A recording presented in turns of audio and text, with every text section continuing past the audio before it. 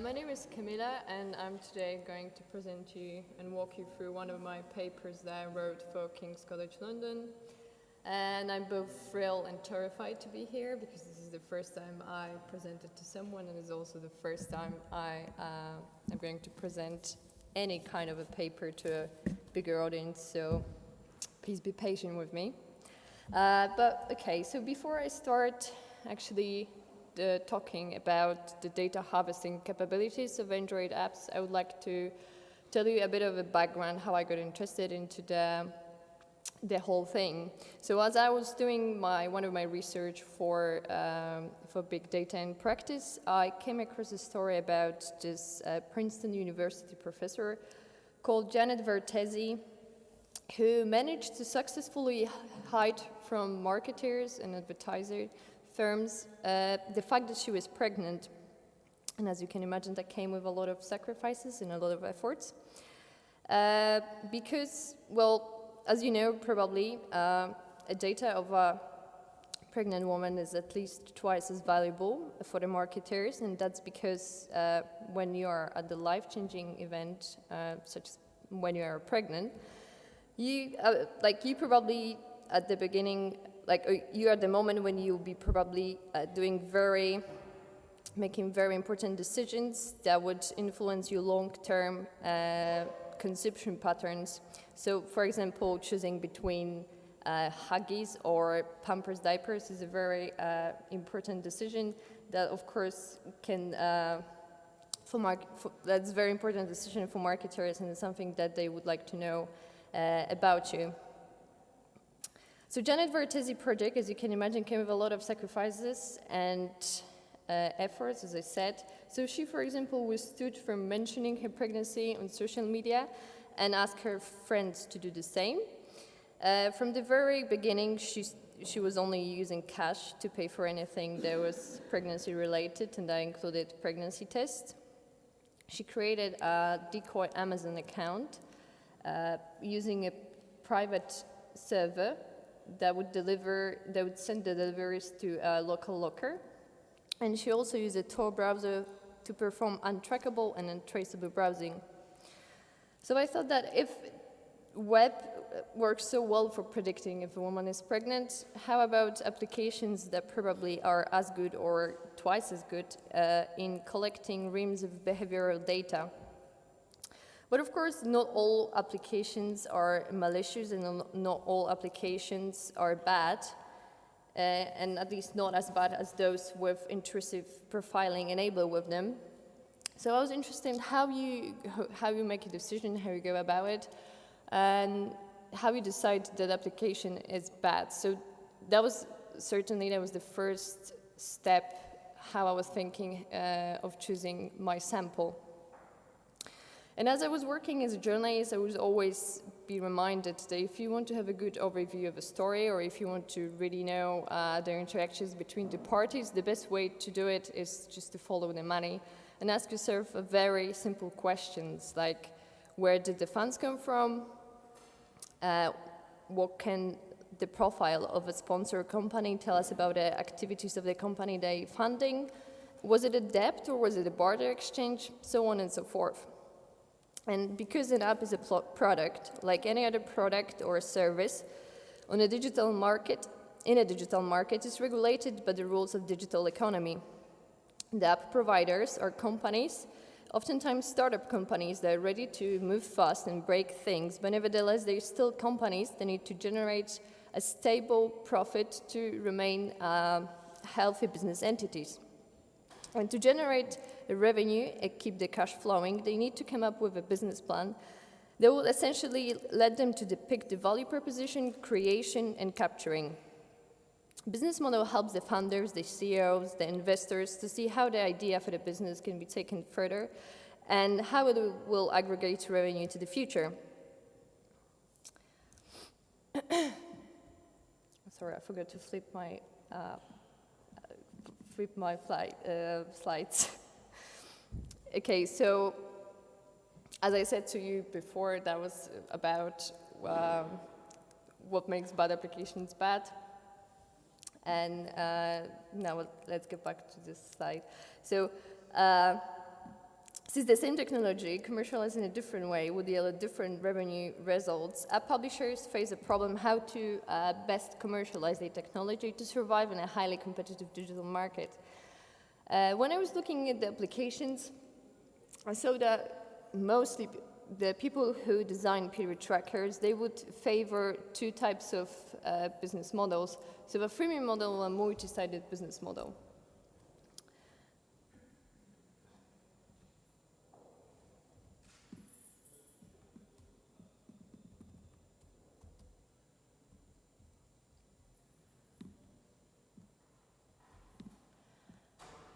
Okay, a freemium model essentially comes into play. An app that is operating on a freemium model has one objective to achieve, and that is to create a profitable customer base of regular users who could use certain features of the service for free, while a premium content, extra features would be charged for. So a key assumption is that the so-called free riders would always be there, and because they have a high ad tolerance, they would likely proceed using the basic features of the app. But at the same time, there will be a significant number of users that by getting attached to the product, or rather hooked with it, will be willing to make in-app purchases as probably also paying a subscription fee. And this is something that is called a locked-in experience, that on the surface might look like a byproduct of an excellent and useful service on its own, for example, music streaming. But as much as this is true for some of the digital products, it's not true for all of them, which means that companies need to come up with ideas how they could embed a successful engagement strategy to make the products addictive and indispensable, or at least so they could make them feel like they're indispensable. On the other hand, there is also a multi-sided business model, and I think you're all familiar with it because this is actually the one that Facebook operates on. And the multi-sided business models are sometimes also called the internet's original sin. And it's because it preys on what internet used to be, or rather how it was envisioned by its founders, so as a free and democratic medium. The multi-sided business model comes into play when a party has a considerable interest that another party has been enabled and subsidized or eases access to the service. And of course, this is not always the case, and it doesn't have to always have bad implications. So for example, we can imagine how that could work in e-health. A hospital might have an interest in having a centralized electronic medical report system that would store patients' medical history, diagnostics, findings in one place and free of charge. And that is because for hospital, that could be an incentive in paying for the system, because it allows it to streamline the process of attending the patient next time he or she walks through the doors to seek help. However, this is not always so true with free applications, and that's because, with free mobile health applications. And that is because most providers find it really hard to find, or actually fail to find, a long-term subsidizers that at least by some proximity could have a business incentive that is related to the product they're trying to commercialize. And that of course creates a tension to generate a steady cash flow.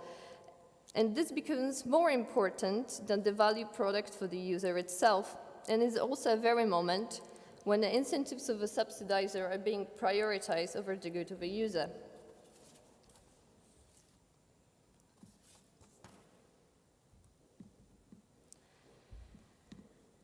If app publishers fail to secure a source of funding from a preferred subsidizer, and when it comes to period application trackers, that could be, for example, a clinical academic research, in order to survive beyond the initial point of launching the app, they would probably look for other funding from other parties, such as business affiliates.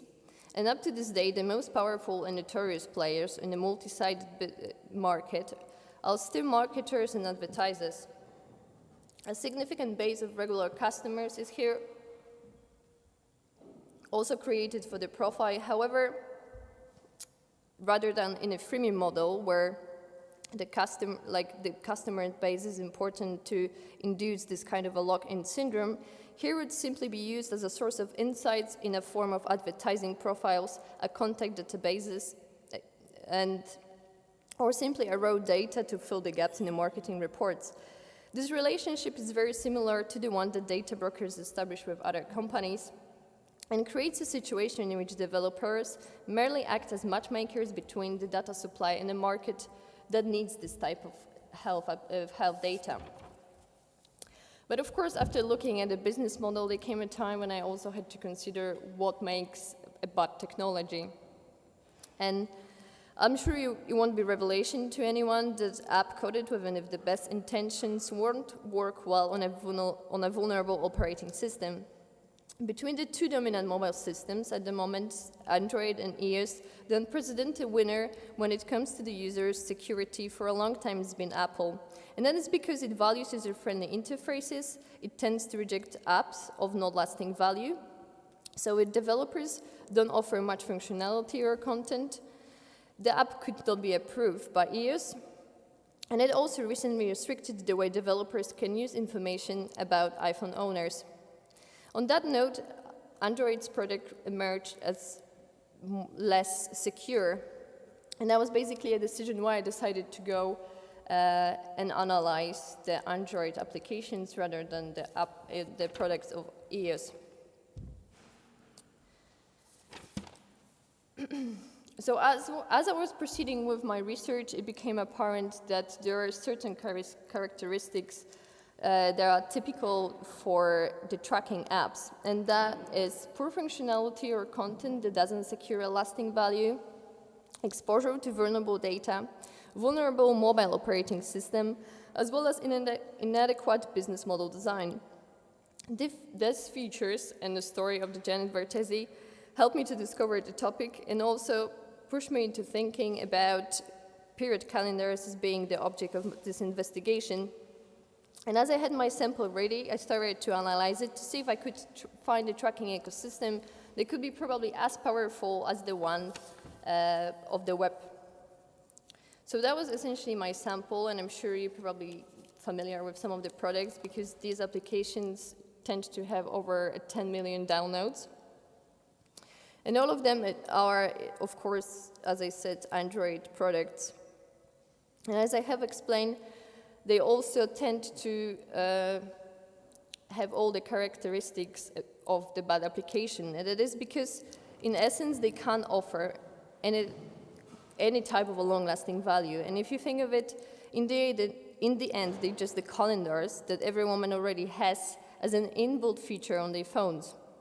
Secondly, they have an exposure to extremely valuable and vulnerable data, the one that can accurately predict if a woman is pregnant, for example, or is planning to conceive. Third, they are built on vulnerable operating system, and none of them, although having something to do with medical data, are operating on e-commerce business model design. And that choice, of course, is largely inadequate, and it represents a significant lack in business thinking when it comes to ways how value can be captured with such technology and commercialized on the market without the need to violate users' privacy.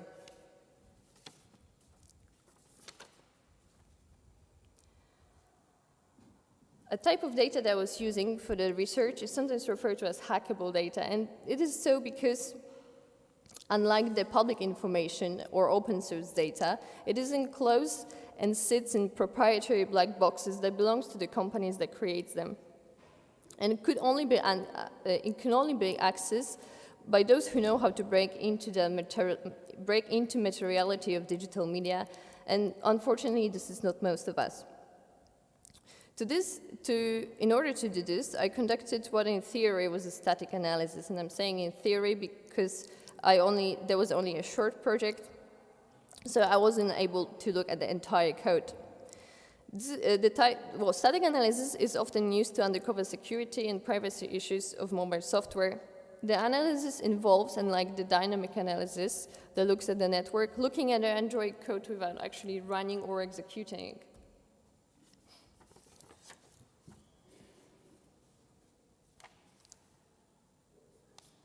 With the use of automated tool that was provided to me and my colleagues through King's College, I was able to subtract the code, look at this and compare if there are any discrepancies between the code and the terms and conditions that could possibly be omitted in the Google Play Store.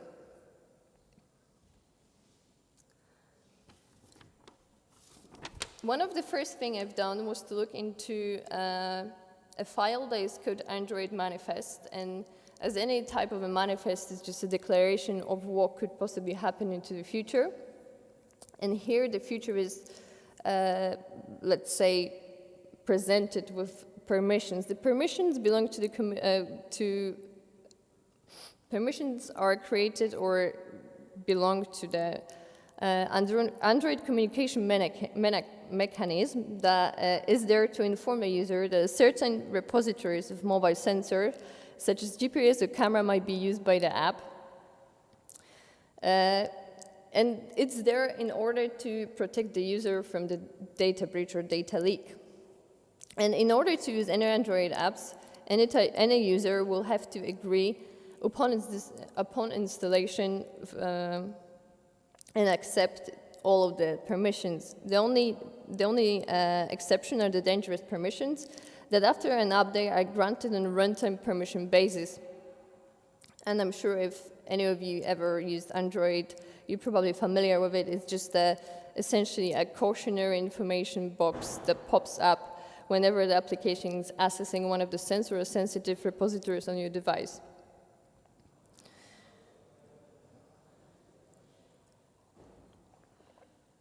However, the model is itself far from perfect, but I will explain to you it a little bit later.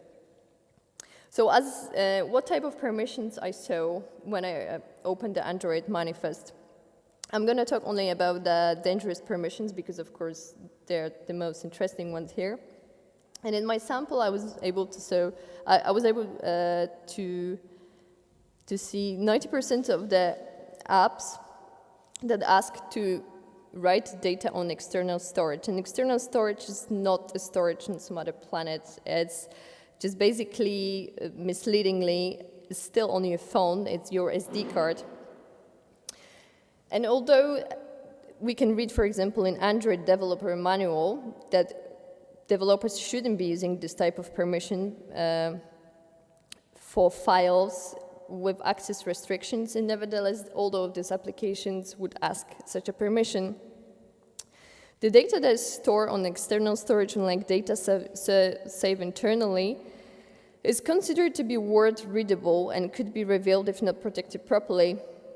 And that entails that if a sensitive information will be stored there, anyone with the knowledge to bypass the security could be able to read it, and especially if that's not encrypted. The permissions are often asked because the app needs more storage space. Most of the time, it is because these applications, as I said to you, they don't provide really that much of functionality. They are just calendars, so they need all the extra fluff to generate user engagement to what otherwise will be a very simplistic product.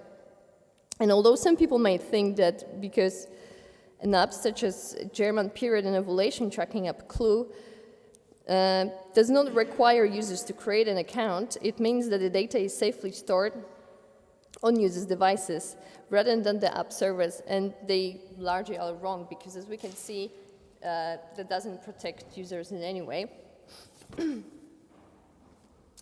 And in order to take advantage of the right external storage permission, or in order to, for example, exchange data between the third parties, there needs to be some sort of a data channel. And that can be internet connection, or preferably the stable one that can be triggered without user knowledge, a Bluetooth, or what is very popular among malware applications, short messaging system. And that, of course, can be seen as like, okay, and I probably also should say that 100% of the apps that I've checked ask for the permission to access internet.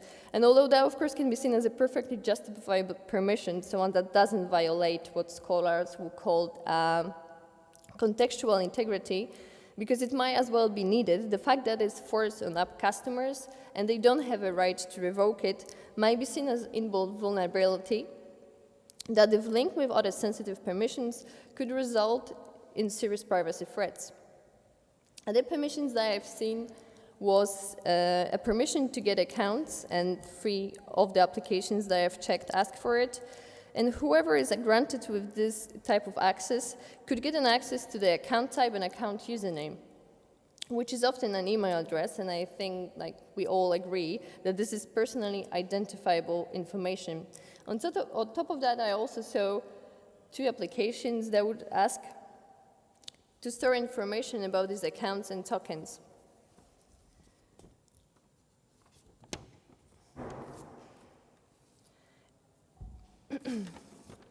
And of course, it can be argued that these permissions are necessary to remove the burden of validating account credentials every time user wants to use the services of the spirit trackers. They nevertheless create an opportunity for a single, more comprehensive fingerprinting whenever it's for marketing or advertising purposes. It nevertheless needed to be also said that they all exist in terms and conditions, although in a slightly rephrased form. So what the terms and conditions do lack is the classification that is available to the developers. So users won't know unless they search into internet or they have the developer's knowledge. The writing data on external storage is very dangerous, and of course it's word-readable data. So why Android developers ask permissions even when it's dangerous? Oversubscription of permissions is a common problem, but that doesn't mean that all developers have bad intentions, and it also doesn't mean everything that the app is asking for will be used in the future, which is even more complex. Why would you ask permissions that you would never use? Well, most of them would tell you and explain to you that this is because they have rushed up to the market. Some of them would probably say that they've taken shortcuts or put temporary solutions in place in order to get the app out of deadline.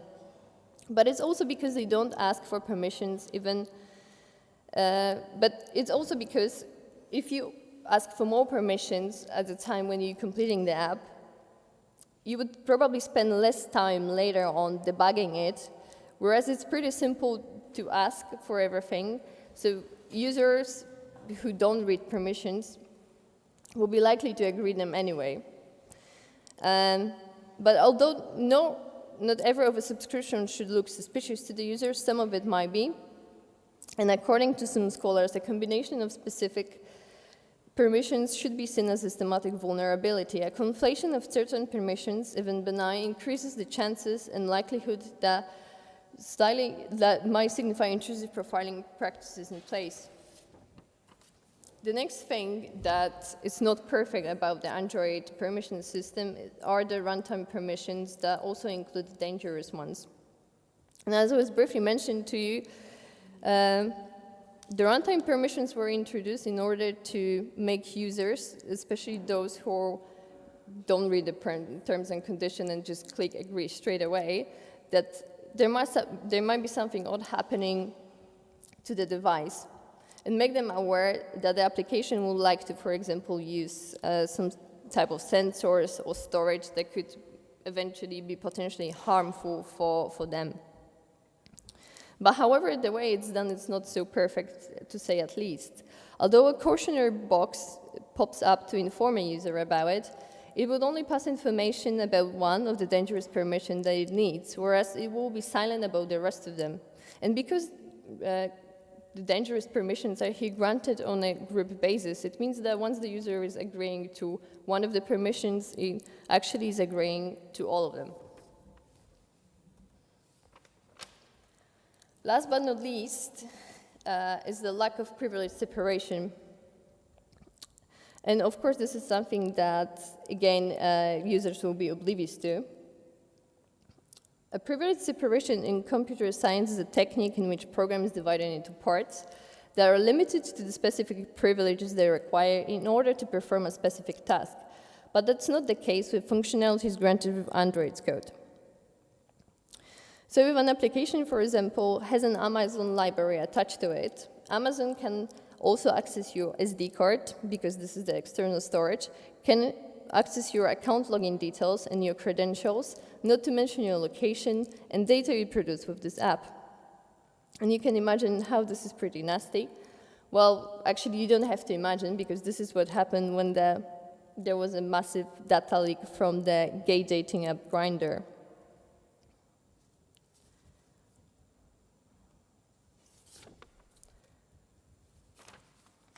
As for the third parties, what did they get? As I told you at the beginning,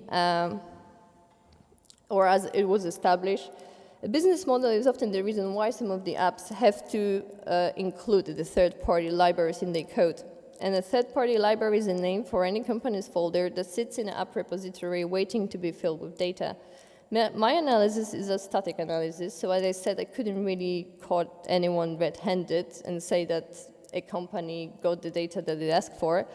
Nevertheless, we could probably make here an educated guess and say that it's highly likely that combination of dangerous permissions and the presence of third parties is a signal that something odd might be happening. In the period applications, I've seen various libraries attached to them, from the most predictable usual suspects like Google and Facebook to the very odd ones like Airbnb and Russian search engine Yandex. But what's more even alarming is the fact that I recently ran the analysis, and I was able to see that actually this is something that constantly changes. So the presence of the libraries will never be the same, and it's a process that is always in fluctuation. As for what do they get, you can have a look at the code now yourself. Most of the time, and that's especially true with advertising companies, they would ask for information that will allow them to create granular profiles of users using mostly location and device data. As you can say, an app boy here would ask for location service and device information. And as for analytics, they also tend to implement location listeners as well as gather information about the device mobile services, and that includes calls unless the app is set otherwise.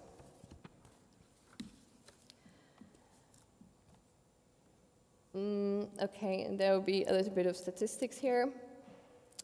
And I'm not going to talk about all of the results, only present the 3 applications that were most populated with third parties. So at the time of my research in May 2018, I found various analytics and advertising firms present in all of the 10 applications. The highest number of third-party libraries were listed in the period tracker Light GP International that had 8 libraries in total, and 6 were linking to analytics companies and 2 to advertising providers. Second applications with the largest number of libraries with period calendar menstrual tracker for simple innovation with 6 analytics and advertising libraries in total. And the third place was taken by period tracker simple design and period tracker clue, which at the time I checked had 3 libraries each. But can we say that, does it all amount into tracking? Well, of course, it depends how you define tracking. For purpose of this investigation, I relied on 2 very handy approaches to tracking. Some scholars, and this is the interpretation I also assume, see the tracking as a consistent long-term merging of users' activities performed on smartphone devices within the app itself or outside of it. Merging these observations into comprehensible profiles that are being aggregated over time, a series of observations about how an individual is interacting with an app, as well as maintaining a close communication with third parties, whether it is for improvements to be made with the product itself or their financial benefits as it is in multi-sided business model. That means the tracking is likely to be present in both business models that are also in. So to begin with, multi-sided model that is oriented towards piling users' data, but also in a freemium model that collects data because it needs to know what the users like, how they interact with an app, and so on and so forth. To better visualize my findings and to see how that could be put into a picture, I created and plotted a simple network using the open source visualization program called Gephi. With its use, I have discovered something very interesting. The power of visualization network, it is in its ability to show or uncover something that might be lost between the lines. So something that is there but might not be immediately clear. And if you look at the graph yourself, you probably see, without being a network specialist, that at the very peripherals of the graph, you see an application name that basically behaves like a bridge with it, whatever is there in the center. And in the center, we get the various types of permissions. This kind of picture is very useful, I believe, in reading the ecosystem, meaning there is no doubt here that these apps, if they want to, can behave like a communication channels, whether they covered or open.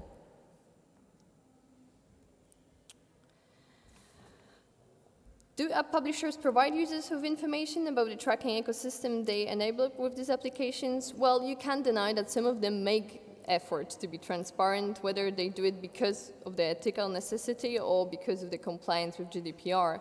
However, the explanation they provide can be seen as flimsy sometimes and not all too clear.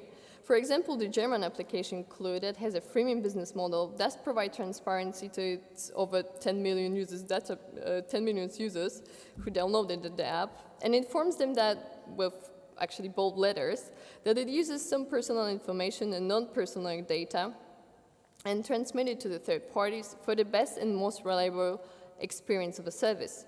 Clue also admits to storing and processing health data, such as dates of past and current periods, together with all events, and that includes intercourses, levels of productivity, and types of protection, for the purpose of providing services.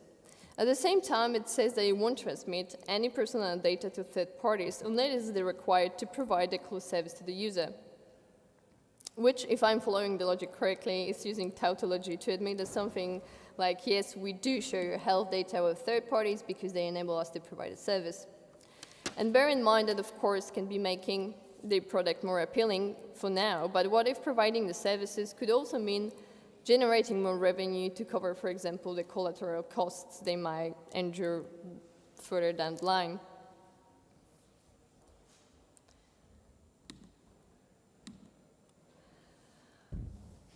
So, to close it up, as much as it can be argued by companies that the tracking takes place in the user's benefit, the way it is carried out using vulnerable operating systems that are unprepared for carrying sensitive health data, it establishes a worrying pattern of treating users'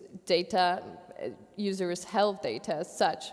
And although a lot of positive can be also said about how these applications can break the stigma around female menstruation, it is good to remember that not all the apps are always female-friendly. Thank you. Thank you, Kamila. Thank you, Kamila. I think this is a really important work that you've showed us today. I mean, we can start reading a bit about how apps are storing data and harvesting data, but there's very few information that is so detailed about, let's say, the protocols used, about the ways terms and services clash with let's say, with what actually this data perform. So I've been informed we are kind of running out of time, and we are already late. I will make a really kind of short response to your paper that, in a way, drives also other problematics related to menstrual apps in the discussion, but I will try to keep it really concise and then open the floor for questions from you, from the public, because I think there's a lot of material to be discussed.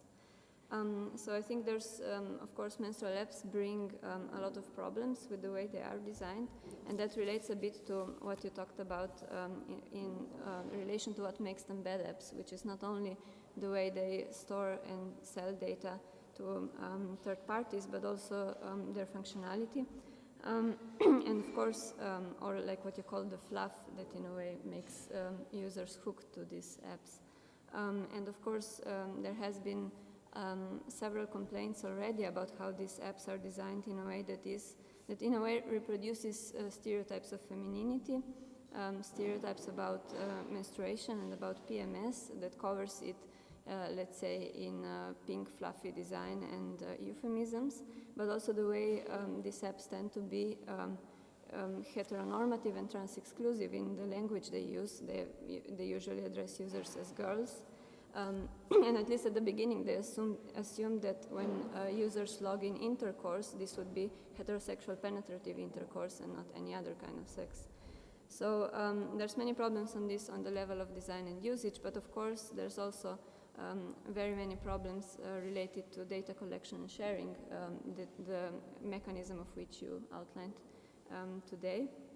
And of course, the first one that comes to mind is, and we talked about also, it's like privacy expectations of users. So not only in the case when the data that is stored can be, is actually personal data, so can be tracked to personal information about users, but also when this data is anonymized, there might be reason to believe that there is a certain ground for expecting privacy about this data.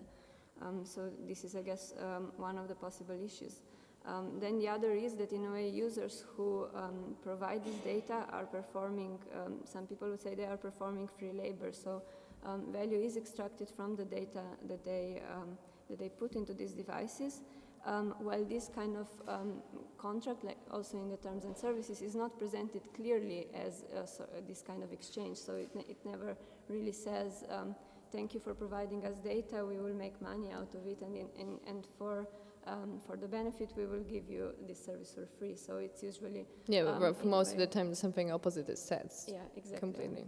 So they say we are going to use it to enhance users' experience, like you said. So this is again a shady, let's say, area. Then of course the issue of consent, because we could question whether usually terms and services come with a consent policy that if you don't accept these terms and services, you cannot use the app. So the question is in a way this kind of blackmailing, could it be called consent or not? But then also there are menstrual apps that allow your app to be connected to the partner's phone, who can in a way interact with it with relation to the data he or she gets from this app without, again, your consent necessarily. There's also menstrual tracking apps for designed specifically for men, so that they could track the periods of their partners or their colleagues. And again, here they enter data about their partners and colleagues without their consent. Another big issue is, I would say, epistemic injustice, and this is I don't know if you're familiar, it's a concept coined by Miranda Fricker and then used by many others, and it's basically about the way people can be harmed also in their capacity as knowers. So when people are not trusted in their testimony, this is called testimonial injustice, and when they are denied a certain kind of conceptual framework to make sense of their experience, it's called hermeneutic injustice. And I think these apps also tend to kind of run into this territory because in one sense they sell the idea that they will make women more knowledgeable about their bodies, but we can ask where does this knowledge come from, and why would an algorithm designed by men have more knowledge about women's bodies than women themselves? And then again, with the example I outlined before, so when men can, or partners of women can log into these apps, it's usually to also put in data that assesses their partner's behaviors and emotions and supposedly provides an objective picture. And here again, we can see that women's testimony, women's data is trusted less than their partners. And then there's, of course, the big issue of, like the larger, perhaps societal issue of the quantification of self, which menstrual apps are a part of. So, and it's, of course, a larger issue that comes with apps and this kind of technology that asks people to constantly put in sensitive, very intimate information that gets quantified, and then certain averages and means are calculated. We could ask, like, what kind of new norms are produced through this kind of quantification, and what effect does this have on the users, in this case on people who menstruate, for example. Why, and on the other hand, why do we have the need to quantify our experiences and to quantify our health? what does this tell us about the way we live today and the society we live in? For example, is this connected with ideas of productivity, with norms about how we should behave, how we should stay healthy, and so on?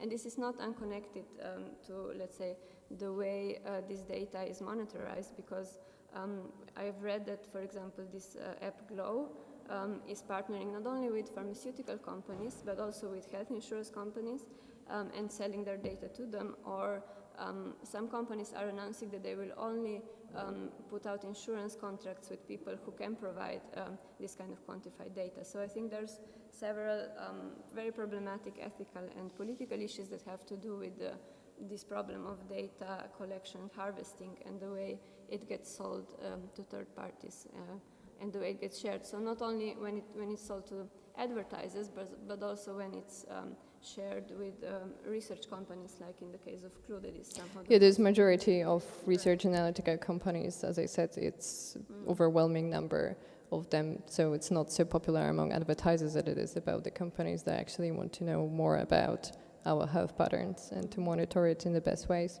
Right.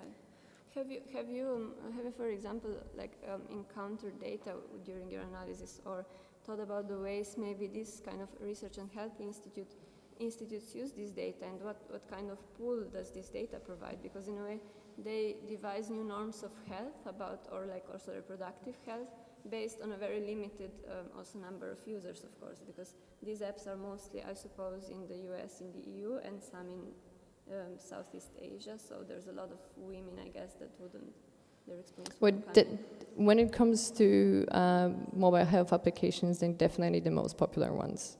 So that's true. And well, my research was predominantly based around the Android applications, the vulnerabilities of the systems, a little bit less about what happens next. And as I said to you, the static analysis couldn't really allow me to caught anyone red-handed, and I didn't want to, put the blame on anyone and say like, hey, you're doing something bad, because this is not what is it all about. It was all about doing, speculation and some educated guesses, and to actually learn what they say in the terms and conditions and what they try to hide from us. And then based on that knowledge, trying to analyze the rest of the process, and to talk more about how Android is not the best mobile operating system for producing these types of applications, because as I tried to make it clear, I don't know if it was that clear, the permission model is not the ideal one, and it's definitely not the one that should be used for applications that are dealing with vulnerable, viable data, because it can basically go to anyone.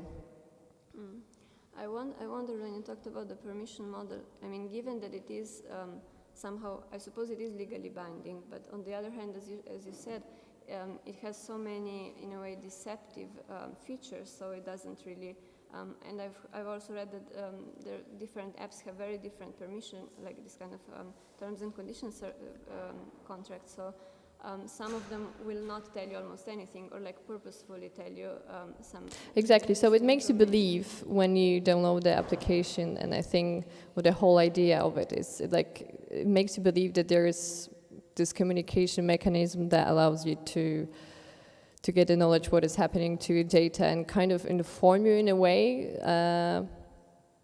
So, that creates this kind of perception that your data is being taken care of, that someone is overlooking it, whereas, as we can see, actually, to my opinion, the Android permission model works for the benefit of the third parties, because we don't have the privileged system. That's the first thing, right?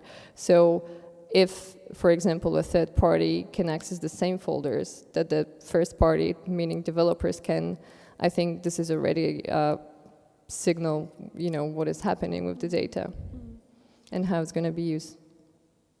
Is maybe a question from the audience at this point, so that it's not only me asking. And because we're short on time, what we'll do is, if there's comments and questions, we'll collect them, and then we'll make a joint statement, or like a reply. So any comments or questions?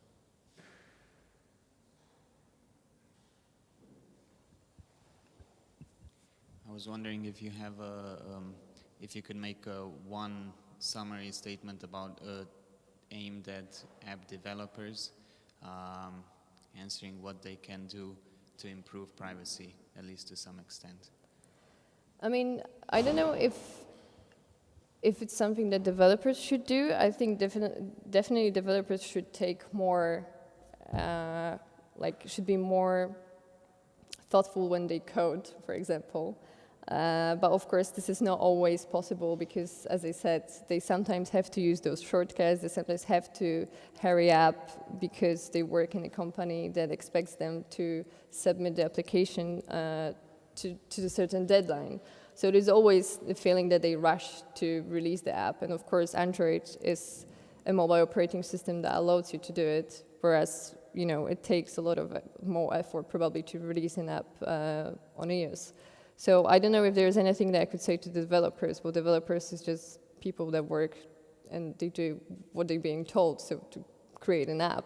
And I think it's more for the companies, for the founders to be more thoughtful about how they should try to commercialize their product. Maybe the e-commerce business models are not the best solution. Maybe there is other one. I don't know. All right. Questions, comments? Okay, so this was data harvesting capabilities of Android apps, period trackers. Thank you, Kamila Koronska and Katja Čičigoj. Next up, sledi umetna inteligenca in vzpon fašizma, artificial intelligence and the rise of fascism. 2 minuti nazaj. Thank you.